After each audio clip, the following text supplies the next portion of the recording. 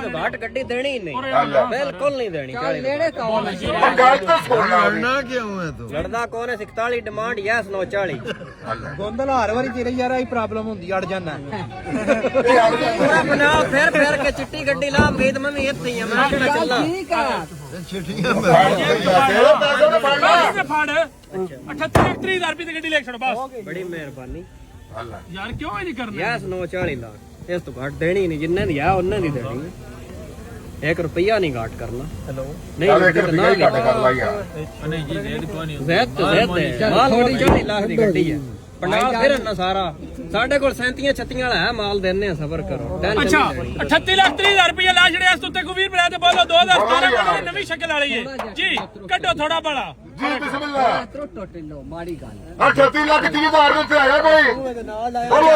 18 ਆਮ ਜਾਂ ਰੇਟ ਕੀ ਹੈ? 40 ਲੱਖ 45 ਲੱਖ ਆਮ ਤੂੰ ਜਾਂ ਕੋ ਨਹੀਂ ਇਹ ਲਾ ਸਾਡਿਆਂ 'ਚ ਗੱਡੀ ਦੇ ਜਾ। ਆ ਲੈ ਫੜ ਦੇ ਦੇ ਹੁਣ ਚੰਗਾ ਰਹੇਗਾ। ਹੁਣ ਬੋਲਣ ਤੈਨੂੰ ਸਹੀ ਲੱਗ ਗਿਆ 38 ਲੱਖ ਰੁਪਏ ਨੇ। ਹਾਂ ਇਹ ਭਾਈ ਉਹਨਾਂ ਦਾ ਉਹ ਦੇ ਦੇ ਚਲੋ ਇਹਦੇ ਹੋ ਅਗਲੀ ਤੇ ਜਾਏਗਾ। ਆਈ ਅਗਲੀ ਗੱਡੀ ਚਲੋ ਜੀ ਸਾਓ। ਇੱਥੇ ਦੇ ਦੋ ਉਹਨਾਂ ਨੇ ਦੇਣਾ ਇਹਦਾ 14 ਲਵਾਇਆ ਮੈਂ ਟੂਡੀ ਕੋਲ ਸ਼ੇਪ ਦਾ ਕਿਹੜੀ ਦਾ? ਜੋ ਦਿੰਦਾ ਨਹੀਂ ਪਿਆ ਗਾ ਹੋਇਆ।